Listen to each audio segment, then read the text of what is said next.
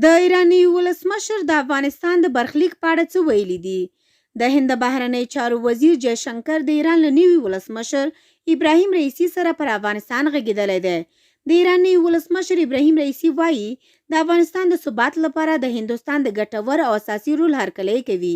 د ایران د ولسمشر ماڼۍ د یوې بیانیې په خپرولو سره ویلي نوی ولسمشر ابراهیم رئیسي د لوړې مراسمو وروسته د هند بهرنی چارو وزیر جयشنکر سره په لیدنه کې وویل ایران او هندوستان په سیمه او په ځانګړې توګه د ډاډمن امنیت د ټینګښت لپاره ګټور اساسي رول لوبولی شي او ایران د افغانستان د امنیت په ټینګښت کې د نوې ډیلي د رول هرکلی کوي. د افغانستان سرنوشت په اړه باید پخپله افغانان پریکړه وکړي، خو موږ په دې باور لرو که چیرې امریکا حالات سبوتاژ نه کړي نو په چټکۍ سره به مسایل حل شي. د هند بهرنی چارو وزیر جयشنکر د رئیسي د لوړې مراسمو کې د ګډون لپاره ایران ته تللی دی. ښاغلي شنکر د تېرې جولای په 9 په تهران کې د دې هیواد د بهرنی چارو وزیر جواد ظریف سره داسې مهال لیدلي وو چې له قطر څخه د طالبان یو پلاوی د خبرو اترو لپاره هم دغه هیواد ته تللی و.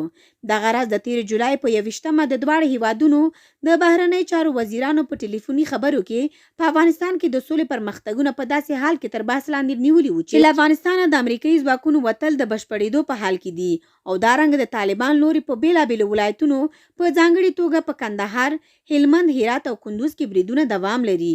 په ورته مهال د قطر ځانګړی استازی مطلق بن مجید القطاني د جمعې په ورځ په 2 ورځني سفر نوي ډهلي ته رسیدلی دی.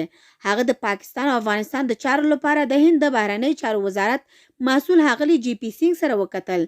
تیر جون میاشت کې ښاغلي قطاني تایید کړی و چې هندي چارواکو په قطر کې د طالبان استازو سره لیدلي وو. هند او ایران دواړه د افغانستان د منتخب ولسمشر محمد اشرف غني د حکومت په مشروعیت ټینګار کوي.